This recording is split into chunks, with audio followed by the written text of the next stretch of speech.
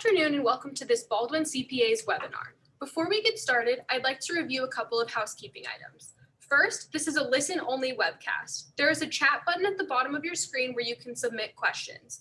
We will try to get to as many questions as possible during this hour. However, following the webcast, we will be publishing the slides, handouts, and a Q&A to our website.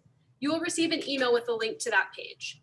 Welcome to the Baldwin CPAs webinar, Employee Retention Credit, Emergency Paid Sick Leave, and Expanded Family Medical Leave Updates. The Consolidated Appropriations Act of 2021, which was signed into law on December 27, 2020, contains two provisions that extend and expand the employee retention credit for employers.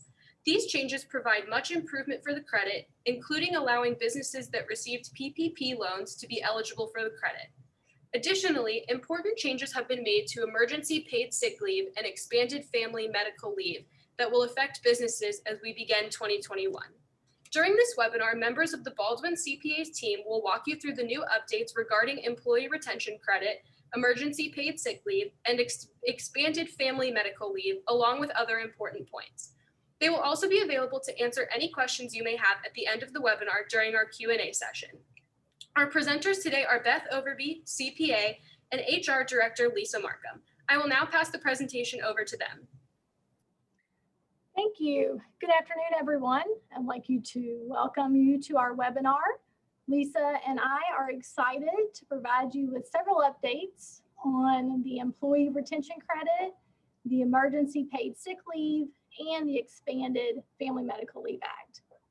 These three programs all came about initially under our CARES Act earlier in the year, and there's been some great updates that happened under the Consolidated Appropriations Act in December. So we wanted to jump back on a webinar and get everybody up to speed as we go into 2021. So let's get started with the Employee Retention Credit. The big headline here is that employers that receive the PPP loan are now eligible for the Employee Retention Credit. If you can remember back in March when these programs were enacted, we kind of had two buckets of clients. You had the businesses that could do the PPP loan, and they really went that route. This loan, it was forgivable, it was a great program. And if you weren't eligible, you looked more to the Employee Retention Credit. So it didn't get nearly the publicity that the PPP did. And so now all of those businesses that did do the PPP are now eligible to relook at this credit and to see if they qualify. Plus, not only with the change for the PPP loan, now that you're eligible, it's been extended and expanded into 2021. So it's still here, it's even better. So we really want businesses to give it a second look. Let's go back to the basics. What is the Employee Retention Credit? It's a fully refundable payroll tax credit for qualifying wages starting March 13th, 2020, and has now been extended into June 30th, 2021. It's a payroll tax credit, so it was really intended to give businesses an infusion of capital, provide that liquidity that we all needed during the COVID pandemic. Another good point, it was available to employers of any size, and this includes tax-exempt organizations. Any business that was engaged in a trade or business are now, are eligible for the credit. So what makes a qualifying employer? There's two tests, and it's an or test, so you don't have to qualify for both. The first test is you were fully or partially suspended operations during any calendar quarter in 2020 or the first two quarters of 2021 due to a government order limiting commerce, travel, or group meetings due to COVID-19. So you'll hear people refer to this as the government order test. Or you can qualify under a gross receipts test. Did you experience a significant decline in gross receipts? The good news is the cause of the decline does not have to be related to COVID. So these are the two qualifications. Again, it's an or, not an and. So if we can get you qualified under one, that will work. The decline in gross receipts is going to be the easiest one. And so the other thing I want to make sure to point out is you've almost got two credits here. We need to look at it under 2020 rules, and then we'll look at it under 2021. So really think of this as two separate calculations. We're going to go through both of them because it is, you can go back to 2020. So the decline in gross receipts for 2020, you have to experience a 50% decline in any quarter compared to the same quarter in 2019. So 2020, looking at a 50% decline in any quarter over 2019, same quarter. In 2021, that has been dropped to only a 20% quarterly decline. And that goes back to 2019 or the preceding quarter. So for example, first quarter of 2021, you could look at first quarter 2019, or you could look at fourth quarter 2020. So we have a lot of opportunities. And what I've been suggesting to clients is, as you've looked at the new PPP round 2, if you see that you're qualifying, you're looking back at your gross receipts. If you see that you qualify for PPP, look for ways to qualify for this credit, because you're going to be looking at those gross receipts and you're going to be comparing quarter over quarter. So it's a perfect opportunity to go ahead and see if we can get you to qualify based on the gross receipts. Then our other test, if you don't qualify under the gross receipts, is the fully or partially suspended, that government order test.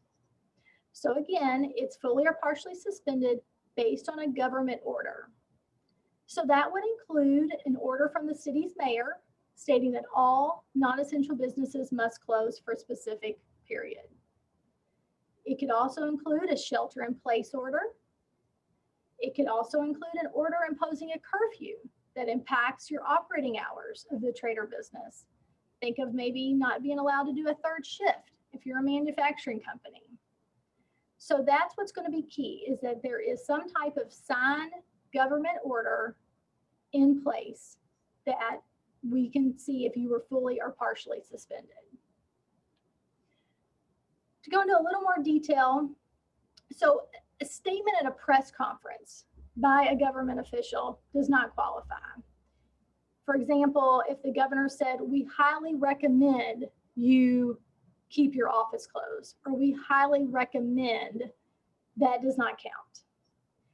If you voluntarily suspend operations, that also does not count. If you were an essential business and not considered to have full or partial suspension, if the government allowed you to stay open, or, and here's an important one, if you were closed by a government order, but you can do comparable operations from telework. So if you were able to send your employees home and continue operations comparably to pre-pandemic, then you would not be considered to have been fully or partially suspended. So I thought maybe a few examples will help.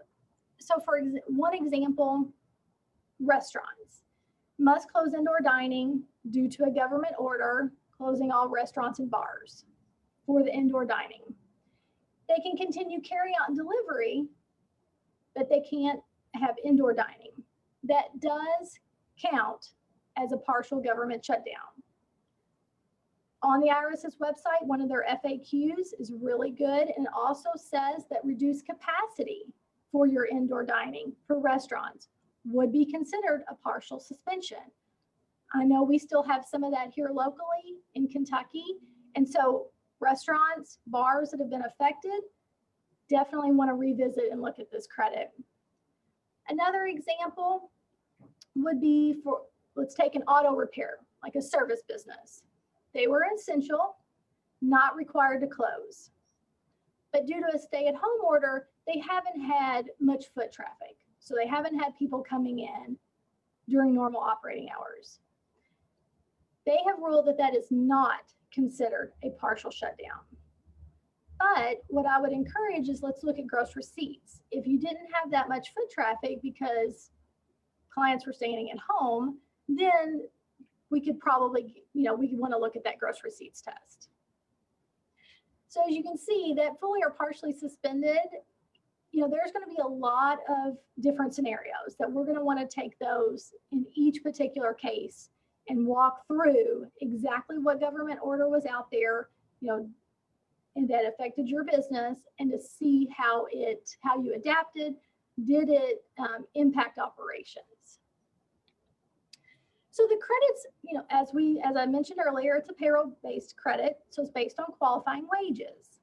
And so the definition of what's a qualifying wage is going to depend on the number of full-time employees employed during 2019. And this only looks at full-time employees. It does not look at full-time equivalents. I think that's a key point to keep in mind. So it's the number of full-time employees. Again, two different sets of criteria.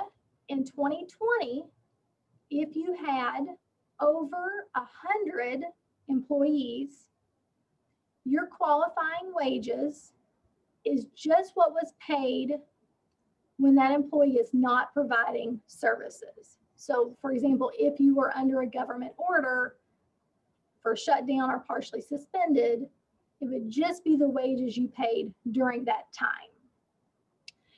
But if you had less than 100 employees, it's for the entire quarter that you qualify. So you can see that's a big difference. And the good thing is, going into 2021, that was raised to 500. So if you have less than 500 employees, you can take the qualifying wages paid to any employee during that period. So you can see they've really made it easier to get to that full wages paid during that qualifying period going into 2021. They define qualifying wages as wages paid subject to FICA, so subject to Social Security tax, plus the cost of providing medical, dental, and vision benefits. And they're also allowing us to add in the employee share of the same benefits that the employee paid pre-tax. So you're really getting the employee and the employer's cost of the medical, dental, and vision benefits. Where I think this could be important is if we can determine that you qualify and you furloughed employees, but yet you continue to pay their health insurance would count as qualifying wages. So the value of the credit, right? The important part. So in 2020, it's 50% of qualifying wages. There's a $10,000 annual cap on the qualifying wages per employee. So the actual dollar amount of the credit is the $10,000 annual cap times 50%. So it comes out right to $5,000 per employee. In 2021, it was expanded up to a 70% of qualifying wages. And then the $10,000 is now per quarter. So you can have $10,000 of qualifying wages in quarter one, and then $10,000 of qualifying wages in quarter two. So that can equate to $7,000 per employee per quarter that you qualify, up to a maximum of roughly $14,000 per employee. So really you can see it was valuable in 2020, but they're really trying to encourage people to take advantage of this for 2021. That $14,000 for both quarters, that's going to add up really quick. And again, it's a refundable payroll tax credit. How to claim it. So the important part about the credit is that it will be claimed on your 941s. So you can reduce your payroll tax deposits, and it's refundable. So first it would reduce your Social Security and your Medicare tax, and reduce any federal income tax that you would have paid in for your employees up until it's refundable. And the good news is, like I said, it is retroactive back to 2020. because there's a whole new group of people and businesses that are now eligible once they allowed you to take both the PPP and the ERC. So they are letting you go back to 2020. Now, we're hoping that we get a little more guidance from the IRS to see if they want us to go back and amend 941s for whatever, whichever quarter your business would qualify for. We're kind of hoping that they allow us to potentially take it in the current quarter. That way you can get your money much quicker. And so right now, if you go on the IRS's website and look at the guidance for the ERC, there's a large warning box at the top saying that more guidance is coming. So right now, you can go ahead and start claiming the 2021 portion, which is great. And then the retroactive piece, we will, again, just kind of hold for a few weeks and see if we don't get some additional guidance. So for those that got the PPP loan, you are now eligible for this credit. And so what we need to make sure of is we can't double dip on the wages. So we can't use the same wages that you used for the PPP for the ERC. Same thing with any wages that you got a credit for the paid sick leave and the family leave credits. Lisa's going to go into that in more detail.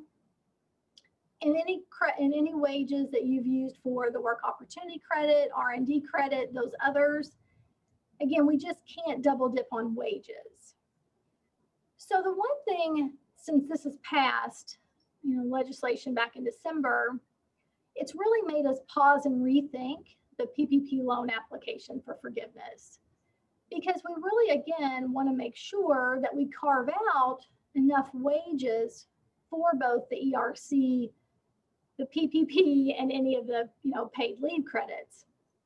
And I know, a lot of people on their PPP forgiveness applications put every bit of wage that they could, well above the amount of their PPP loan.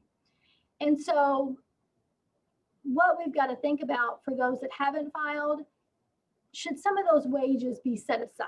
Will you be able to claim the ERC? So let's not put those wages on your PPP.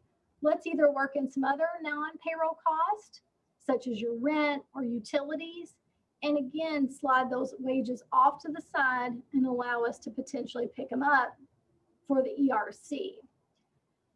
Now, if you've already filed for forgiveness, which quite a few people and businesses have,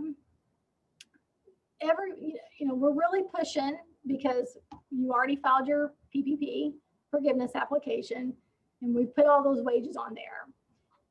We feel, and from the accounting standpoint, we are pushing the IRS to allow us to still carve out those wages if you did not need them for forgiveness and allow us to still take the credit. So if you have filed for forgiveness, don't panic. We still want to revisit this credit, whether it's for 2020 and 2021. And we're going to see what the IRS will give us guidance about those excess wages that are on the PPP loan applications for forgiveness. And it's something to think about if you're going for round 2, again, making sure that we account for the wages properly. So I wanted to put together a summary here just so that we had everything on one slide, and you could keep this for reference, of just the changes between 2020 and 2021. So in 2020, if you were not impacted by a government order, again, you're looking for that 50% decline in revenue. Quarter in 2020 compared to a quarter in 2019. 5,000 credit per employee for wages from March 13th through the end of the year. That cap is annual, and then the 5,000 is the potential benefit per employee. And then in 2021, we have a 20% revenue decline, $7,000 credit per employee and that's per credit. So that wage cap is applied quarterly. and you can get up to a $14,000 potential benefit per employee. So if we can get you to qualify, based on your circumstances, that's almost, that is right at $19,000 per employee refundable payroll tax credit. So that can be that's really good liquidity that I know a lot of businesses still need. So keep this as a reference, and then I am going to now turn it over to Lisa to dive into the Family Medical Leave Act and sick pay credit. Thanks, Beth, and good afternoon, everyone. So as Beth stated, the CAA was signed into law, and that bill also answers our long-awaited question as to whether the emergency paid sick leave and the expanded family medical leave benefits will continue beyond 2020. Before I answer that, I think it's important that we look back at some of the 2020 mandates from the Family First Coronavirus Response Act, better known as FFCRA, because that is a mouthful to say. This act provided up to 80 hours of emergency paid sick leave and up to an additional 12 weeks, with 10 of those weeks being partially paid of the expanded family medical leave for employees who were unable to work or telework for one of the qualifying reasons related to the pandemic. The provisions of the act applied from April 2020 last year and went through December 31st, 2020. The FFCRA applied to businesses with fewer than 500 employees, and it also applied to certain public employers. There was an opportunity for some small businesses with fewer than 50 employees to qualify for an exemption from the requirements if it would jeopardize the viability of their business. The FFCRA did expire on December 31st, 2020. It was not renewed. However, the new bill, the Consolidated Appropriations Act, CAA, the employer tax credits were extended for the emergency paid sick leave and the expanded FMLA leave. So as of January the 1st of this year, covered employers can voluntarily continue the paid leave to your employees, and you can still claim that tax credit through March 31st of this year. So as long as, and this is important, the employee would have qualified for leave originally under the FFCRA had it not expired. It's also important to note that the CAA does not provide any additional hours of leave. So employees' unused leave from 2020 can be carried forward to 2021 if you choose as the employer to participate. So what they've done here is they've extended the tax credit, but you're not mandated to offer the leave. It's going to be your choice. So in this example below, if you paid an employee 60 hours of emergency paid sick leave in 2020, the employee would only have a balance of 20 hours to use through March 31st, and you, the employer, would be able to take the tax credit for those 20 hours. Now, in regard to extended FMLA balances, a note of caution here. We are still waiting on more guidance from the Department of Labor as to how regular FMLA may or may not be affected, especially if you're an employer and you use a rolling calendar year for the 12-month FMLA period. We're going to continue to watch for this guidance and get that communicated out to you just as soon as we get further information on it. But if you are an employer that is subject to regular FMLA, please keep that in mind when making your decisions as it stands right now.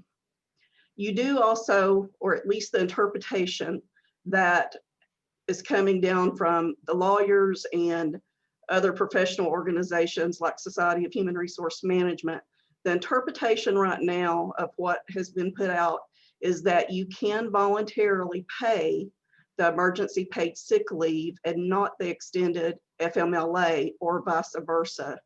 So I think that's going to be something important to consider as well.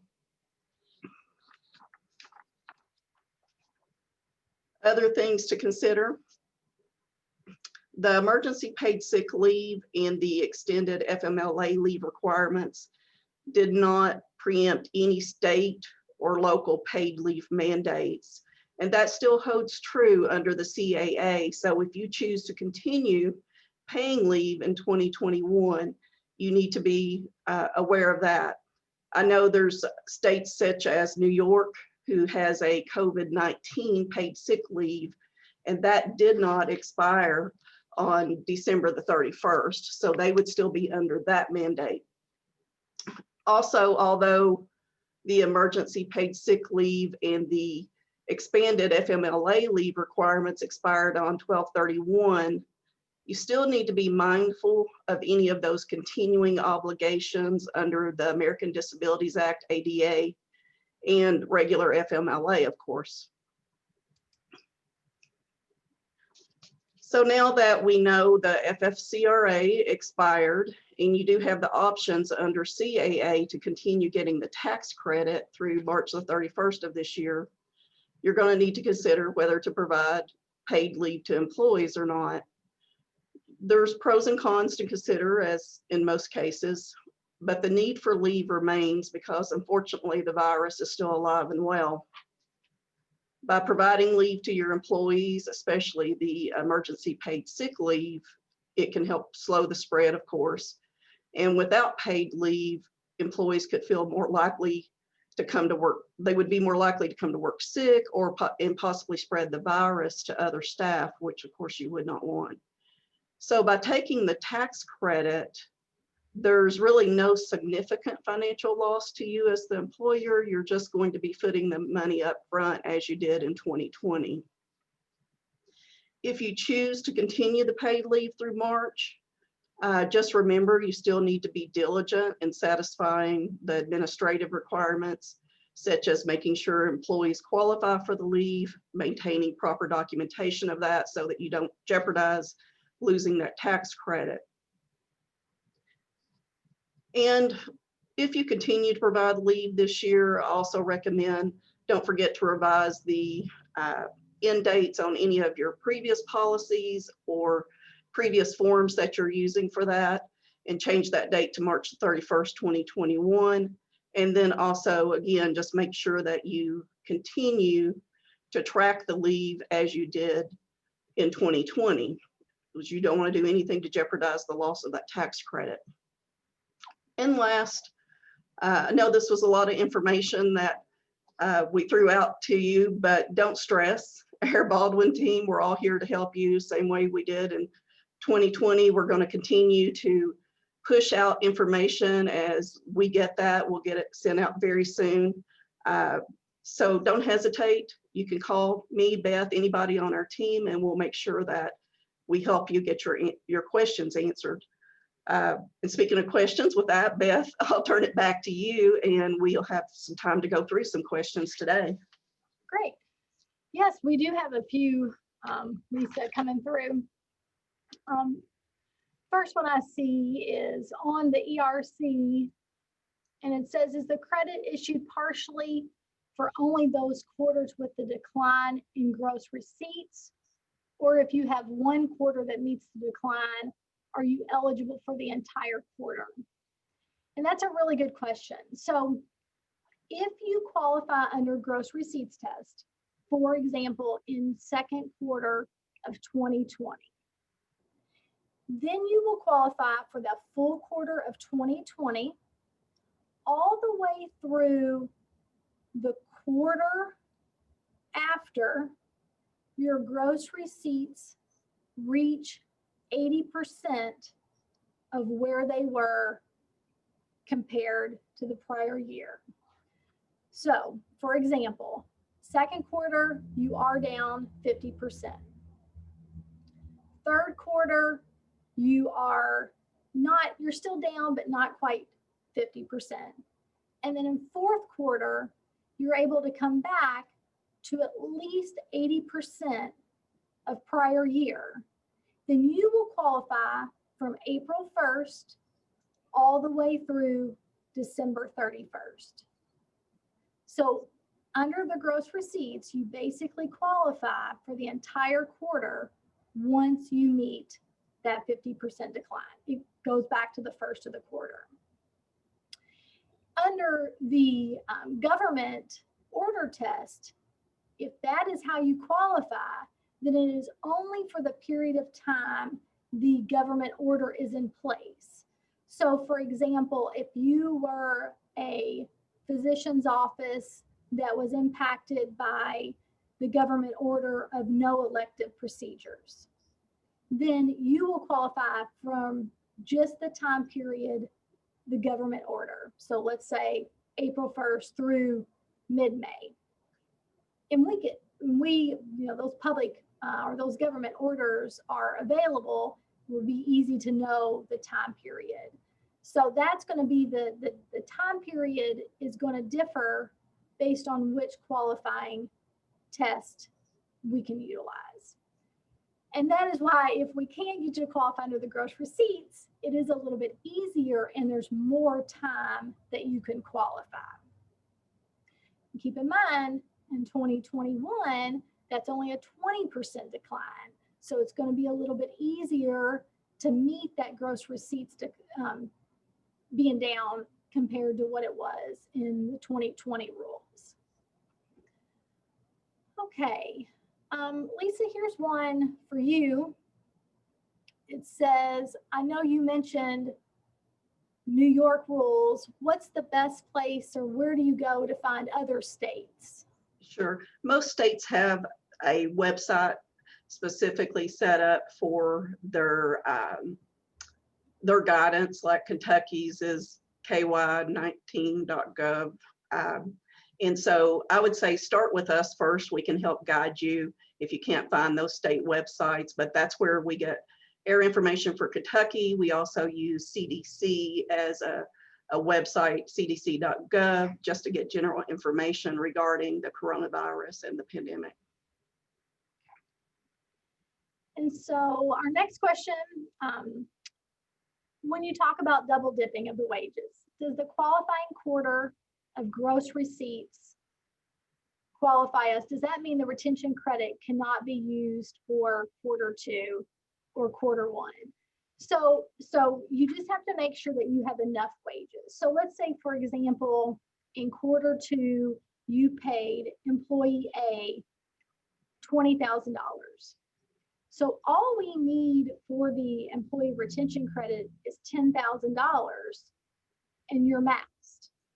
So the other 10 can go towards the credits that Lisa spoke of or PPP, loan forgiveness. So really, once you carve out that $10,000 annual for 2020 and then $10,000 per quarter for Q1 and Q2, that's all you need for the ERC.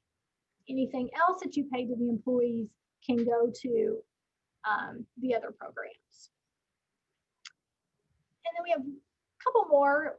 The next question is, if we took out PPP in 2020 and we're filing for round 2, can we use the employee retention credit for 2021? And can we retroactively apply? Exactly. So when we were all doing PPP round 1, from April until literally a few weeks ago, if you got the PPP, you didn't apply. You didn't qualify. So now they changed that. So yes, even when you got PPP round 1 or round 2, you can still potentially qualify for the ERC. So that is why we really honestly felt that this was such an important topic. We wanted to get back out in front of our clients in the community because we think there's some real opportunity here to take advantage of this now that PPP loan recipients do qualify. And so what the IRS has said is that they do want the wages or the credit to line up with the right quarter. So theoretically, if you qualified in Q2, it would be those Q2 wages, and they would want it reported on the Q2 941. So we're hoping now that it is allowed to be retroactive, they will give us some more guidance, or if we're going to have to amend that Q2 941 to take advantage of the credit. So that's the piece that we're hoping they simplify. I think it would be to everybody's advantage is if we could, either they revise a form or they allow us to take it in a current quarter. I think it would be hard to imagine the IRS wanting a bunch of amended 941s, but that may be the case. I think it is well worth waiting just a little bit of time to see how administratively to do it for 2020. But for 2021, I think it's important to go ahead and start utilizing it. So if you would qualify, at this point, then go ahead and start taking advantage of it now as you process your payrolls. And see, we had one more question. It said, on your gross receipts, is it cash or accrual basis? And so it's going to be based similar to how the PPP round 2 is stated. It's going to be based on how you file your financial statements and how you file your tax return. So if you normally file as cash basis, then you're going to want to look at your gross receipts cash basis. Beth, there was one more question there. It says, will you be taking care of everything for us? Yes. It has definitely been a priority of ours at the firm to be available and to not only bring you the content, we've put together a team of people basically to be able to handle assisting our clients and the community. I know I think I can speak for all of us that it's just really important to get us on the other side of this. And we really want everybody to really take advantage of all the assistance that they qualify for and be able to really have, advisors that are here to help. So that's been our goal from day one. And we have definitely continued that right into 2021. And so, yes, you have all our contact information here on the slides. On the slide, we do plan to post the webinar and the slides on our website. Please go to our website. We have a special COVID section. Please reach out to Lisa and I or any of us here at Baldwin. I did want to add one item that's on our website. We had created, when this credit originally came to be in March, a spreadsheet to help you track your wages. And so that is still on our website. I use it regularly. And so I encourage you, it's very simple, but it's very handy. I have used it a few times to be able to help prepare the credit. And then the client was able to give that information to their payroll company and give it to our staff here. So that spreadsheet is on our website. You can download it and it can help you track your qualifying wages. So I think that's it. Lisa, did you have anything to add before we wrap it up? No, I just want to thank everyone for attending. And again, be sure to reach out to us and let us know if we can be of any help to you. Definitely. I agree. Thank you. Have a great weekend. And please, again, don't hesitate to reach out if you have any questions.